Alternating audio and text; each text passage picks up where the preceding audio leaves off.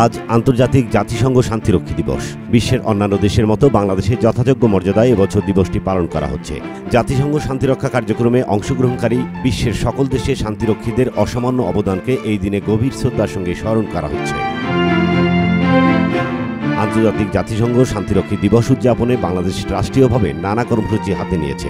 আজ সকালে শান্তিরক্ষীদের স্মরণের মাধ্যমে দিবসের কর্মসূচি শুরু হয়। স্বরাষ্ট্র উপদেষ্টা লেফটেন্যান্ট জেনারেল অবসরপ্রাপ্ত মোহাম্মদ জাহাঙ্গীর আলম চৌধুরী প্রধান অতিথি হিসেবে শান্তিরক্ষী দৌড় র্যালি অনুষ্ঠান উদ্বোধন করেন। পরে বাংলাদেশ চীন মৈত্রী সম্মেলন কেন্দ্রে আয়োজিত অনুষ্ঠানে আহত শান্তিরক্ষীদের জন্য সংবর্ধনা এবং জাতিসংঘ শান্তিরক্ষা কার্যক্রমের উপর বিশেষ আয়োজন অনুষ্ঠিত হয়। অনুষ্ঠানে অর্থ উপদেষ্টা ডক্টর সালেউদ্দিন আহমেদ প্রধান অতিথি হিসেবে উপস্থিত ছিলেন। অন্যান্যদের মধ্যে উপদেষ্টা মণ্ডলীর সদস্যরা, বাংলাদেশে নিযুক্ত বিভিন্ন দেশের রাষ্ট্রদূত, হাইকমিশনার, বাংলাদেশে নিযুক্ত জাতিসংঘের আবাসিক সমন্বয়কারী, তিন বাহিনী প্রধানগণ, সশস্ত্র বাহিনী বিভাগের প্রিন্সিপাল স্টাফ অফিসার, পুলিশের মহাপরিদর্শক, পররাষ্ট্র মন্ত্রণালয়ের ঊর্ধ্বতন কর্মকর্তারা এবং গণমাধ্যম ব্যক্তিত্ব সহ ঊর্ধ্বতন সামরিক ও অসামরিক কর্মকর্তারা উপস্থিত ছিলেন।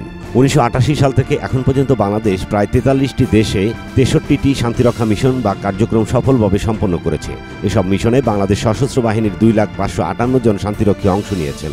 বর্তমানে 10টি দেশে বাংলাদেশের মোট 5,818 জন শান্তিরক্ষী মোতায়েন রয়েছে।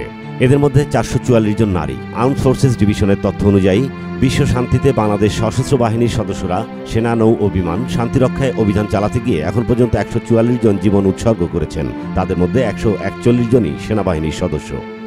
ইসমাইল হোসাইন ইমু, এমইটিভি, ঢাকা।